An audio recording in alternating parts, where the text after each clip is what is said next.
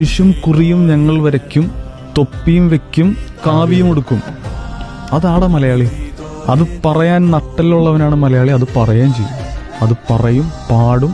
ആ പാട്ട് ലോകം കേൾക്കും. ആ പാട്ടിന് വേൾഡ് മലയാളി ആന്തം എന്ന് പറയും.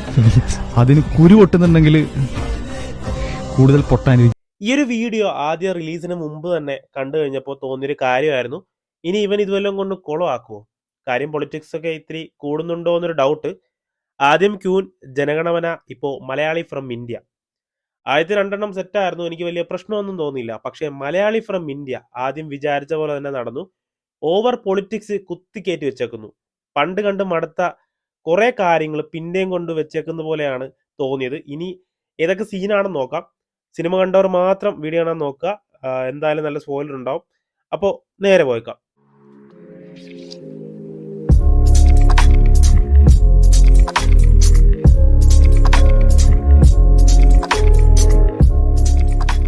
നിങ്ങൾ ഈ സിനിമ കണ്ടില്ലേ? ഫസ്റ്റ് ഹാഫ് ഒക്കെ മൊത്തം പൊളിറ്റിക്സ് കുത്തി നിറച്ച് വെച്ചേക്കുന്നു. അത്യാവശ്യം പൊളിറ്റിക്സ് ഒക്കെ അംഗീകരിക്കുന്ന ആളുകൾ തന്നെയാണ് മലയാളികൾ. പക്ഷെ ഇതിലുള്ളത് ഓവർ തന്നെയാണ്.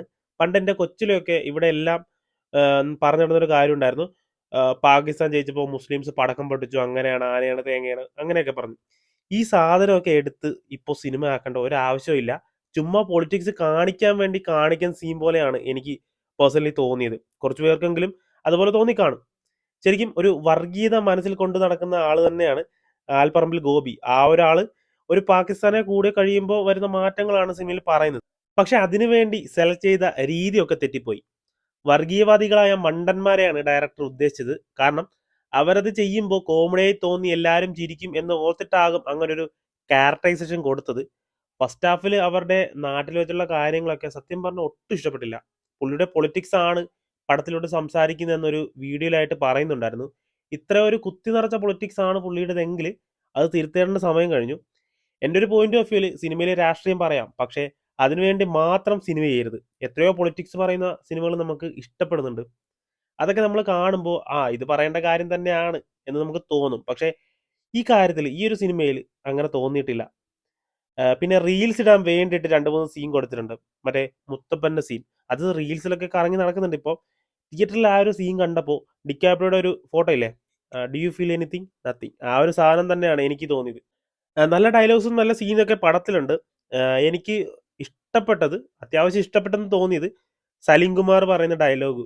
പിന്നെ അവസാനം പാകിസ്ഥാനി നിവിനോട് പറയുന്നൊരു ഡയലോഗുണ്ട്, മതം രാഷ്ട്രീയത്തിൽ കലർന്നാൽ ആ നാട് നശിക്കും, അത് നിന്റെ രാജ്യമായാലും എൻ്റെ രാജ്യമായാലും. ഈ 2 ഡയലോഗ് എനിക്ക് പേഴ്സണലി ഇഷ്ടപ്പെട്ടു.